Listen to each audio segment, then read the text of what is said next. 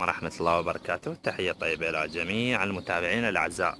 اليوم درسنا حلو سهل شلون نطلع القنوات الأرضية، القنوات الموجودة بمحافظتك أو بمنطقتك عن طريق الشاشة البلازما. مثل ما تشوفون عندنا هنا محطة عادية، أي محطة تربط بيها واير مال ستلايت بالجهة اليمنى أو بالجهة اليسرى، وتنزل الواير. راح اشوفكم شلون طريقة الربط بالشاشة وشلون البحث. تابعونا. محطة اعتيادية، اي محطة، اي شرخ، اي سيم، مجرد تخلي قطب موجب وقطب سالب، يعني جهة يمنى ويسرى، تربط السيمين وتنزل جوا. تابعونا. طبعا نزلنا وشفنا الواير هذا مثل ما تشوفون. طبعا يربط بالستلايت، بس احنا شلون نربطه بالشاشة؟ ما نقصه ولا نخربه، نجيب تحويلة اللي هي تحول من يعني مال الستلايت الى الشاشة، تربط بالشاشة مثل ما تشوفوها بهالشكل. سعرها رخيص بربع دينار. نبدي نربط هنا الفيشة، يعني ندخلها. هذه مثل ما تشوفون بيها سن، ندخلها ونربطها. هسه بدينا نربط الفيشة. طبعا ربطت الفيشة وصارت فيشة يعني عادية، تقدر تربطها بالشاشة. هسه اشوفكم فيشة الشاشة. طبعا هذه الشاشة وهذه الفيشة. للأسف الشاشة يعني الفيشة مالتها تكون مو واضحة، يمكن هذه اياها.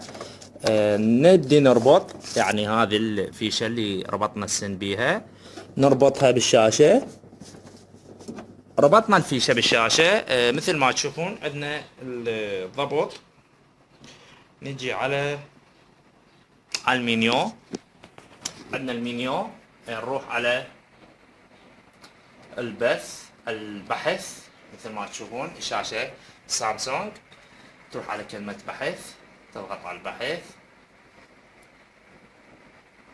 طبعا احنا مختارين هوائي، كلمة هوائي.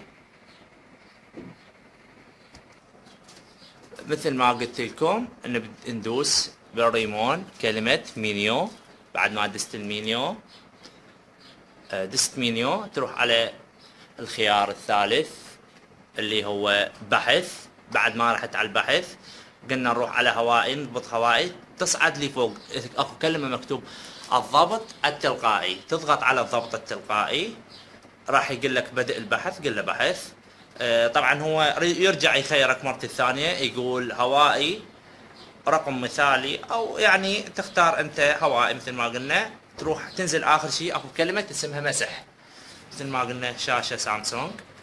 تضغط على المسح، راح يبدي يبحث. طبعا دسنا البحث، ومثل ما تشوفون تطلع علامة محطة وشاشة، ويطلع عندك هنا خيارات. طبعا بي حلو، يطلع عندك رقمي، تي في، راديو، بيانات اخرى، تناظري. راح شكو شيء عندك بالجو راح يبحثه، راح يطلع لك اياه بالشاشة.